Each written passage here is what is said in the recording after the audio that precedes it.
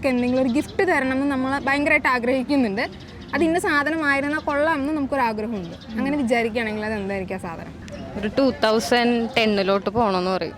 പഴയ കാലമല്ലേ, നമ്മളെപ്പോഴും ലൈക്ക് കുഞ്ഞല്ലേ ഇപ്പം ഇപ്പം 23 ആയില്ലേ. ഓക്കെ, ഒരു 10 വയസ്സൊക്കെ ഉണ്ടാവുള്ളൂ നമുക്ക്. ഓടിച്ചാടി നടക്കാമല്ലോ. അത് വേറെ പ്രത്യേകിച്ച് കാര്യങ്ങളൊന്നും ആലോചിച്ച് ടെൻഷൻ ഫ്രീ ആയിട്ട് ഇങ്ങനെ നടക്കാം. ന്യൂ ഇയർ ഒക്കെ ആയിട്ട് പുതിയ റെസൊല്യൂഷൻസ് എന്തൊക്കെയാണ് ലൈഫിൽ എടുത്തേക്കുന്നത്? എനിക്ക് പ്രത്യേകിച്ച് റെസൊല്യൂഷൻസ് ഒന്നുമില്ല.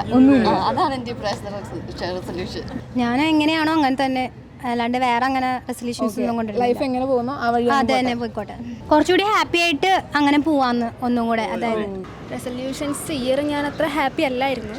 അപ്പോൾ ഇനി ഹാപ്പി ആവാൻ ആണ്. ഇപ്പോൾ +2 കഴിഞ്ഞ് വീട്ടിൽ നിന്ന് മാറി നിൽക്കുന്നതിൻ്റെ സങ്കടം, ഫ്രണ്ട്സൊക്കെ പോയി, അങ്ങനത്തെ കുറച്ച് സങ്കടങ്ങളുണ്ട്. ഹാപ്പി അല്ലായിരുന്നു. അപ്പോൾ ഇനി മാക്സിമം ഹാപ്പി ആയിരിക്കാൻ നോക്കും.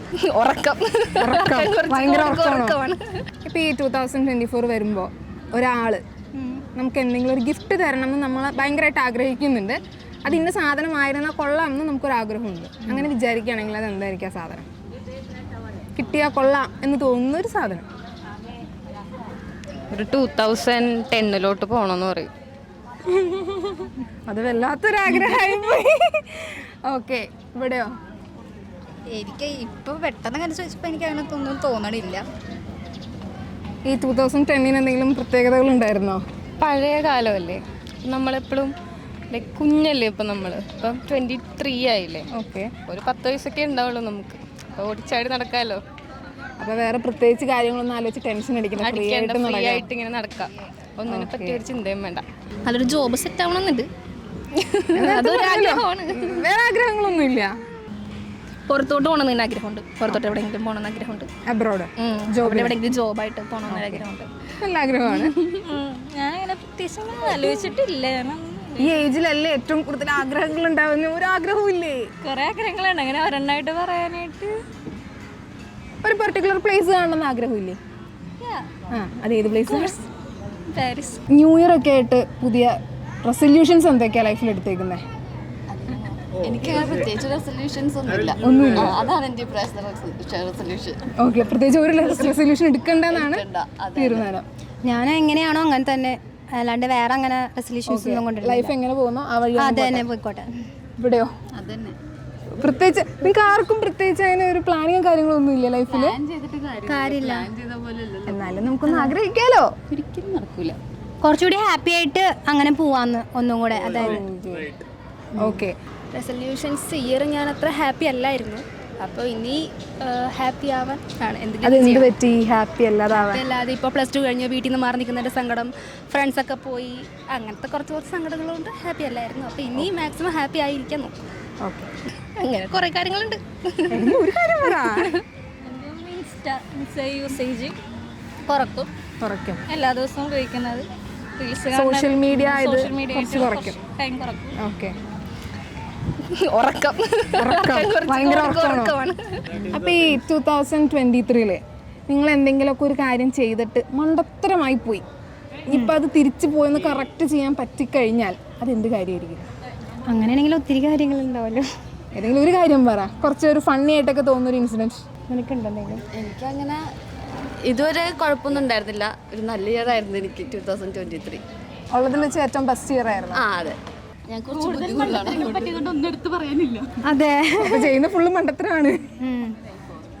ഓക്കെ, ഈ കഴിഞ്ഞ വർഷം ഭയങ്കര സ്ട്രേഞ്ചറായിട്ട് കണ്ടുമുട്ടി. ഒരിക്കലും അയാളായിട്ട് ഇത്ര ക്ലോസ് ആവുമെന്ന് വിചാരിച്ചില്ല. പക്ഷെ ഇപ്പം അയാൾ ഇല്ലാണ്ട് പറ്റില്ല. അയാൾ അത്രയും ലൈഫിൻ്റെ ഒരു പാർട്ടായി മാറിയെന്ന് തോന്നുന്ന ആ ഒരാളാരാ?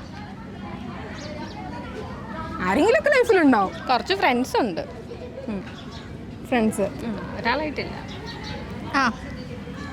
എല്ലാവരും ഉണ്ട്. എന്നാലും എന്തൊക്കെയോ ഞാനായിരിക്കും.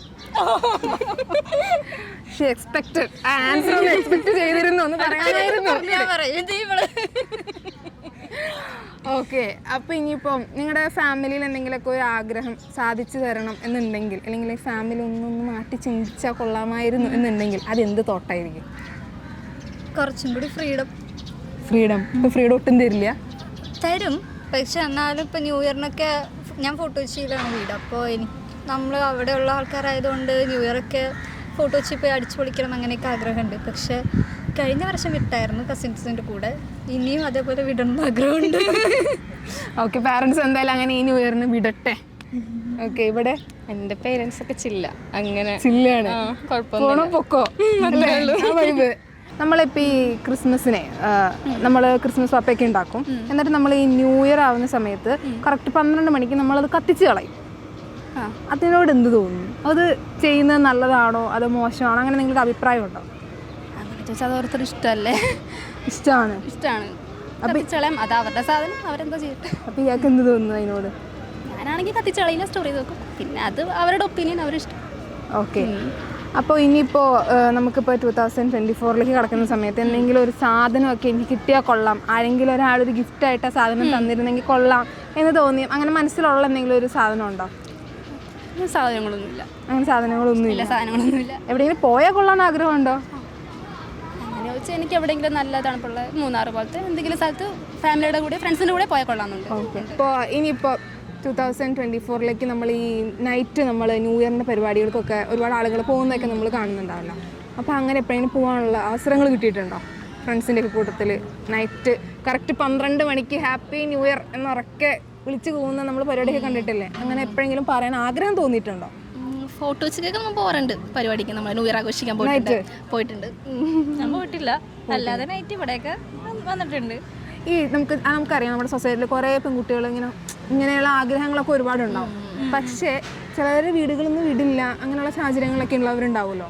അങ്ങനെയുള്ളവരുടെ വീട്ടുകാരോട് നിങ്ങൾക്ക് എന്താ പറയാനുള്ളത്? ലൈക്ക് ഇപ്പോൾ നിങ്ങളാണ് നിങ്ങളുടെ വീട്ടിൽ നിന്ന് വിടുന്നില്ല, അപ്പോൾ നിങ്ങൾ വീട്ടിൽ പറയുന്ന ഒരു ഡയലോഗ് എന്തായിരിക്കും?